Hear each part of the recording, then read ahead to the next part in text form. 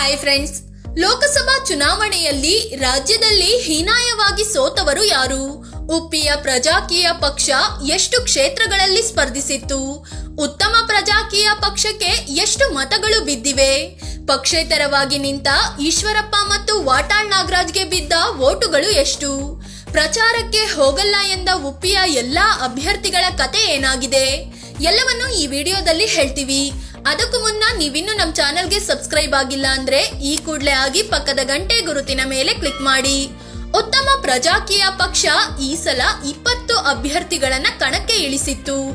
ಯಾವ ಕ್ಷೇತ್ರದಲ್ಲೂ ಯುಪಿಪಿ ಅಭ್ಯರ್ಥಿಗಳು ವಿನ್ ಆಗಿಲ್ಲ.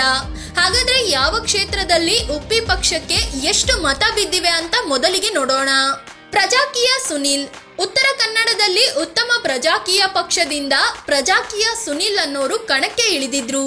ಇವರಿಗೆ ಜಸ್ಟ್ 1566 ಮತಗಳು ಬಿದ್ದಿವೆ. ಅಂತೋಷ್ ಸವ್ವಾಸೆ. ಬಾಗಲಕೋಟೆಯಲ್ಲಿ ಉತ್ತಮ ಪ್ರಜಾಕೀಯ ಪಕ್ಷದಿಂದ ಅಂತೋಷ್ ಸವ್ವಾಸೆ ಅನ್ನೋರು ಕಣಕ್ಕೆ ಇಳಿದಿದ್ರು. ಇವರಿಗೆ 4923 ಮತಗಳು ಬಿದ್ದಿವೆ. ಸುರೇಶ್ ಬಾಬು ಎಂಸಿ. ಬೆಂಗಳೂರು ಕೇಂದ್ರದಲ್ಲಿ ಉಪ್ಪಿ ಪಕ್ಷದಿಂದ ಸುರೇಶ್ ಬಾಬು ಕಣಕ್ಕೆ ಇಳಿದಿದ್ರು.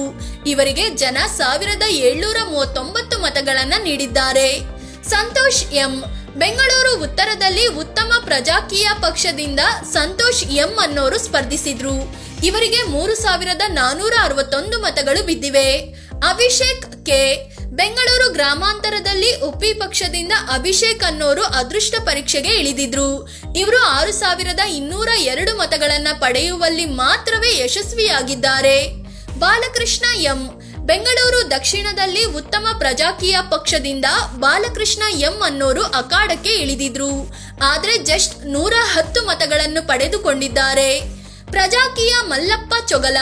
ಬೆಳಗಾವಿಯಲ್ಲಿ ಯುಪಿಪಿ ಪಕ್ಷದಿಂದ ಪ್ರಜಾಕೀಯ ಮಲ್ಲಪ್ಪ ಚೊಗಲ ಅನ್ನೋರು ಸ್ಪರ್ಧಿಸಿದ್ರು. ಆದ್ರೆ ಕೇವಲ 1433 ಮತಗಳನ್ನು ಪಡೆದುಕೊಂಡಿದ್ದಾರೆ. ವೆಂಕಟೇಶ್ ಮೂರ್ತಿ ವಿ. ಚಿಕ್ಕಬಳ್ಳಾಪುರದಲ್ಲಿ ಯುಪಿಪಿಯಿಂದ ವೆಂಕಟೇಶ್ ಮೂರ್ತಿ ಅನ್ನೋರು ಕಣಕ್ಕೆ ಇಳಿದಿದ್ರು. ಇವರು 2020 ಮತಗಳನ್ನ ಮಾತ್ರವೇ ಪಡೆದಿದ್ದಾರೆ. ರಮೇಶ್ ನಾಯ್ಕ್ ಟಿ. ಚಿತ್ರದುರ್ಗದಲ್ಲಿ ಉಪ್ಪಿ ಪಕ್ಷದಿಂದ ರಮೇಶ್ ನಾಯ್ಕ್ ಅನ್ನೋರು ಕಂಟೆಸ್ಟ್ ಮಾಡಿದ್ರು. ಆದ್ರೆ ಚಿತ್ರದುರ್ಗದ ಜನ 2206 ಮತಗಳನ್ನು ಮಾತ್ರವೇ ಕೊಟ್ಟಿದ್ದಾರೆ. ಪ್ರಜಾಕೀಯ ಮನೋಹರ. ದಕ್ಷಿಣ ಕನ್ನಡ ಕ್ಷೇತ್ರದಲ್ಲಿ ಉತ್ತಮ ಪ್ರಜಾಕೀಯ ಪಕ್ಷ ಪ್ರಜಾಕೀಯ ಮನೋಹರ ಅನ್ನೋರಿಗೆ ಟಿಕೆಟ್ ಕೊಟ್ಟಿತ್ತು. ಆದ್ರೆ ಇವರಿಗೆ 971 ಮತಗಳು ಬಿದ್ದಿವೆ. ಈಶ್ವರ್ ಶೆಂಗಾ. ದಾವಣಗೆರೆ ಕ್ಷೇತ್ರದಲ್ಲಿ ಯುಪಿಪಿಯಿಂದ ಈಶ್ವರ್ ಶೆಂಗಾ ಅನ್ನೋರು ಕಣಕ್ಕೆ ಇಳಿದಿದ್ರು. ಇವರಿಗೆ 1430 ಮತಗಳು ಮಾತ್ರವೇ ಒಲಿದಿವೆ. ಬುಗಾಡಿ ಬಸವಲಿಂಗಪ್ಪ ಈರಪ್ಪ. ಧಾರವಾಡದಲ್ಲಿ ಉಪ್ಪಿ ಪಕ್ಷ ಬುಗಾಡಿ ಬಸವಲಿಂಗಪ್ಪ ಈರಪ್ಪಗೆ ಟಿಕೆಟ್ ಕೊಟ್ಟಿತ್ತು. ಆದ್ರೆ ಇವರಿಗೆ ಕೇವಲ 1167 ಮತಗಳು ಬಿದ್ದಿವೆ. ನಾಗೇಂದ್ರ ರಾವ್. ಕಲಬುರಗಿಯಲ್ಲಿ ಯುಪಿಪಿ ನಾಗೇಂದ್ರ ರಾವ್ ಅನ್ನೋರಿಗೆ ಟಿಕೆಟ್ ಕೊಟ್ಟು ಅಖಾಡಕ್ಕೆ ಇಳಿಸಿತ್ತು. ಆದ್ರೆ 1226 ಜನ ಮಾತ್ರವೇ ಇವರ ಪಕ್ಷಕ್ಕೆ ಜೈ ಅಂದಿದ್ದಾರೆ. ಪ್ರತಾಪ ಕೆ.ಎ. ಹಾಸನದಲ್ಲಿ ಉತ್ತಮ ಪ್ರಜಾಕೀಯ ಪಕ್ಷದಿಂದ ಪ್ರತಾಪ ಕೆ.ಎ. ಅನ್ನೋರು ಸ್ಪರ್ಧಿಸಿದ್ರು. ಇವರಿಗೆ 3250 ಮತಗಳು ಸಿಕ್ಕಿವೆ. ಪ್ರಜಾಕೀಯ ಸಚಿನ್ ಕುಮಾರ್ ಕರ್ಜೆ ಕನ್ನವರ್.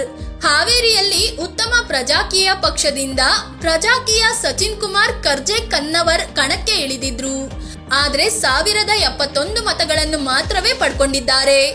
ದೇವರಾಜ ಎ. ಅಲಸೂರು ದಿನ್ನೆ. ಕೋಲಾರದಲ್ಲಿ ಉಪ್ಪಿಯ ಪಕ್ಷದಿಂದ ದೇವರಾಜ ಎ. ಅಲಸೂರು ದಿನ್ನೆ ಕಣಕ್ಕೆ ಇಳಿದಿದ್ರು.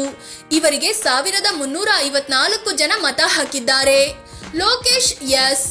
ಸಕ್ಕರೆ ನಾಡು ಮಂಡ್ಯದಲ್ಲಿ ಯುಪಿಪಿಯಿಂದ ಲೋಕೇಶ್ ಎಸ್ ಅನ್ನೋರು ಸ್ಪರ್ಧಿಸಿದ್ರು.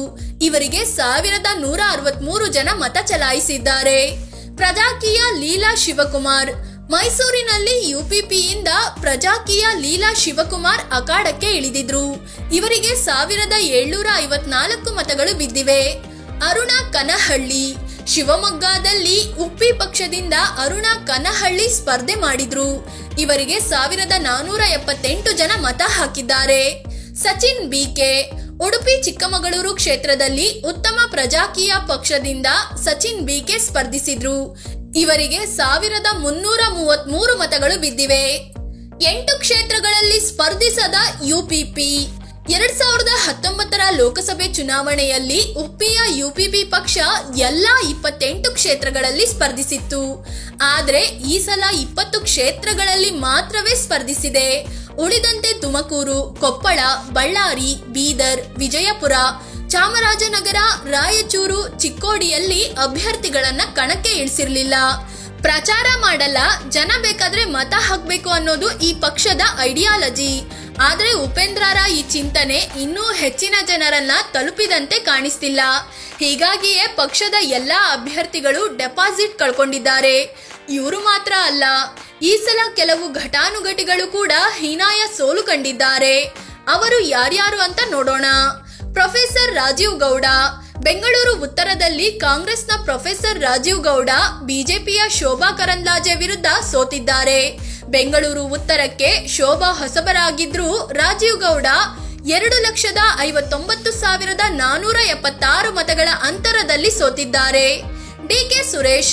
ಬೆಂಗಳೂರು ಗ್ರಾಮಾಂತರದಲ್ಲಿ ಬಿಜೆಪಿಯ ಡಾಕ್ಟರ್ ಸಿಎನ್ ಮಂಜುನಾಥ್ ವಿರುದ್ಧ ಡಿಕೆ ಸುರೇಶ್ ಸೋತಿದ್ದಾರೆ. ಡಿಕೆ ಸುರೇಶ್ಗೆ 2,69,647 ಮತಗಳ ಅಂತರದಲ್ಲಿ ಸೋಲಾಗಿದೆ. ಸೌಮ್ಯ ರೆಡ್ಡಿ. ಬೆಂಗಳೂರು ದಕ್ಷಿಣದಲ್ಲಿ ಬಿಜೆಪಿಯ ತೇಜಸ್ವಿ ಸೂರ್ಯ ವಿರುದ್ಧ ಸೌಮ್ಯ ರೆಡ್ಡಿ ಸೋಲು ಕಂಡಿದ್ದಾರೆ. 2,77,083 ಮತಗಳ ಅಂತರದಲ್ಲಿ ಹೀನಾಯ ಸೋಲು ಇವರದ್ದಾಗಿದೆ. ಶ್ರೀರಾಮುಲು. ಕಳೆದ ಬಾರಿ ವಿಧಾನಸಭೆ ಚುನಾವಣೆಯಲ್ಲಿ ಸೋಲು ಕಂಡಿದ್ದ ಶ್ರೀರಾಮುಲು ಈ ಸಲ ಬಳ್ಳಾರಿಯಿಂದ ಕಣಕ್ಕೆ ಇಳಿದಿದ್ರು.